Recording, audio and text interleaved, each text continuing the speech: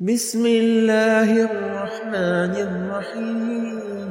আসসালামু আলাইকুম ওয়া রাহমাতুল্লাহি ওয়া বারাকাতুহু। প্রিয় দিনী ভাই ও বোনেরা, আশা করি আল্লাহ সুবহানাহু ওয়া তাআলার রহমতে আপনারা সকলেই ভালো আছেন। আজকে আলোচনা করব এই বর্তমান যে রমজান আসতেছে, এই রমজানের মাঝামাঝি সময়ে একটা বিরল মহাজাগতিক ঘটনার সাক্ষী হতে যাচ্ছে বিশ্ববাসী। আগামী 13 বা 14তম রমজানে পূর্ণ চন্দ্রগ্রহণ হবে। এটাকে বিজ্ঞানের ভাষায় বলা হয় ব্লাড মুন বা রক্তিম চাঁদ বলা হয়, যা 2022 সালের পর প্রথম পূর্ণ চন্দ্রগ্রহণ। তবে এই পূর্ণ চন্দ্রগ্রহণের সাথে ইমাম মাহদী আলাইহিস সালামের কোনো সম্পর্ক আছে? এখন যদি প্রশ্ন করা হয় এই মহাজাগতিক ঘটনার সাথে ইমাম মাহদী আলাইহিস সালাম আগমনের কোনো সম্পর্ক আছে কি, উত্তর হবে হ্যাঁ, অবশ্যই আছে। আর আজকে এই বিষয়টি নিয়ে আজকে আলোচনা করব। চলুন তাহলে মূল আলোচনা শুরু করা যাক। ব্লাড মুনের সময় চাঁদ পৃথিবীর ছায়ায় পরিপূর্ণ ঢেকে যায়, যার ফলে সেটা রক্তিম আকার ধারণ করে, যার কারণে মূলত সূর্যাস্ত বা সূর্যোদয়ের সময় আকাশ লালচে দেখানোর মতো ঘটনা ঘটে। যেমনটা আমরা সূর্যাস্তের সময় দেখে থাকি যে আকাশ লালচে বর্ণ ধারণ করেছে, সেটাও ঠিক একই কারণে ঘটে থাকে। বিশ্বের বিভিন্ন স্থান থেকে এই মহাজাগতিক ঘটনাটা সম্পূর্ণরূপে অথবা আংশিকভাবে দেখা যাবে। সামা নিউজের এক প্রতিবেদনে বলা হয়েছে, এই মহাজাগতিক ঘটনাটা উত্তর আমেরিকা, দক্ষিণ আমেরিকা, ইউরোপ এবং মধ্যপ্রাচ্যের কিছু অংশ থেকে এটা দেখা যাবে। উত্তর আমেরিকা যেমন আমেরিকা, মেক্সিকো, কানাডা থেকে এটা দেখা যাবে। তাছাড়া দক্ষিণ আমেরিকায় আর্জেন্টিনা, ব্রাজিল, চিলি এই দেশগুলো থেকে এটা দেখা যাবে। তাছাড়া ইউরোপের যুক্তরাজ্য, ইটালি, জার্মানি, ফ্রান্স এই দেশগুলো থেকে কিছু অংশ দেখা যাবে। তবে যখন চন্দ্রগ্রহণ শুরু হবে এরপরেই চাঁদ অস্ত যাবে। বিজ্ঞানীরা জানান যে পূর্ণ চন্দ্রগ্রহণের সময় চাঁদ পৃথিবীর ছায়ায় প্রবেশ করে।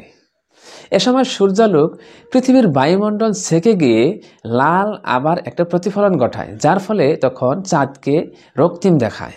এটাকে রেহলেই স্ক্যাটারিং বলা হয়, যার কারণে মূলত সূর্যোদয় এবং সূর্যাস্তের সময় আকাশ লালচে আকার ধারণ করে। মহাজাগতিক এ দৃশ্য খালি চোখেই দেখা যাবে, এজন্য বিশেষ কোনো সরঞ্জামের প্রয়োজন হবে না।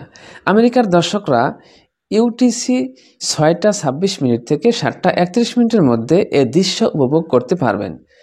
এছাড়া যেসব এলাকায় সরাসরি দেখা যাবে না তারা অনলাইনে দেখতে পারবেন।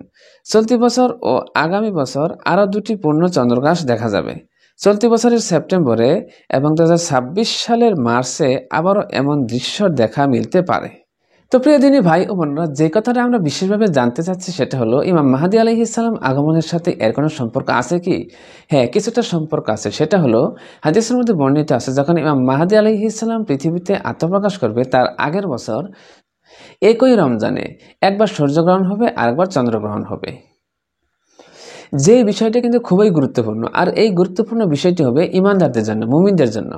তবে এই বিষয়টি এই যে এখন থেকেই সূর্যগ্রহণ চন্দ্রগ্রহণ হচ্ছে, রমজান মাসে এই যে এবার চন্দ্রগ্রহণ হবে, এই বিষয়গুলো এখন এভাবে ঘটতে ঘটতে একসময় অবিশ্বাসী আছে, যারা আল্লাহ সুবহানাহু ওয়া তাআলাকে বিশ্বাস করতে চায় না, ইসলামকে যারা মানতে চায় না, তাদের কাছে এই বিষয়গুলো স্বাভাবিক হয়ে যাবে।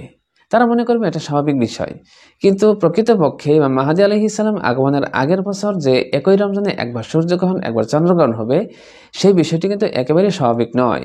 সেটা হবে একটা বিরাট বড় নিদর্শন, আর সেই নিদর্শনটা হবে ইমাম মাহদী আলাইহিস সালাম আত্মপ্রকাশের নিদর্শন। তবে এই যে এই বছর চন্দ্রগ্রহণ হচ্ছে রমজান মাসে, সামনের বছর আবার চন্দ্রগ্রহণ রমজান মাসেই হবে। আবার 2026 সালেও বিজ্ঞানীরা বলতেছেন চন্দ্রগ্রহণ হবে, এই রমজান মাসেই হবে।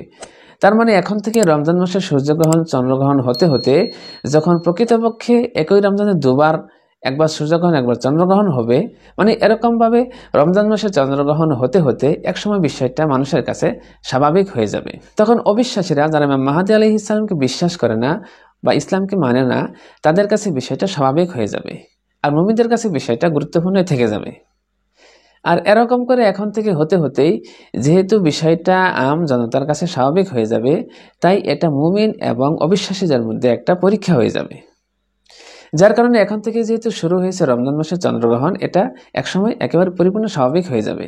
তখন মানুষেরা এটাকে অলৌকিক কিছু মনে করবে না। তবে প্রকৃতপক্ষে যারা মুমিন তারা বিষয়টাকে অলৌকিকই মনে করবে, এবং তখন আমরা জানতে পারবো ইমাম মাহদী আলাইহিস সালাম আগমনের সময় একেবারে নিকটবর্তী হয়ে গেছে।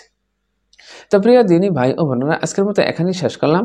ভিডিওটিতে অনুগ্রহ করে একটি লাইক দিয়ে বন্ধুদের মধ্যে শেয়ার করে ছড়িয়ে দিবেন। আসসালামু আলাইকুম ওয়া রাহমাতুল্লাহি ওয়া বারাকাতুহু।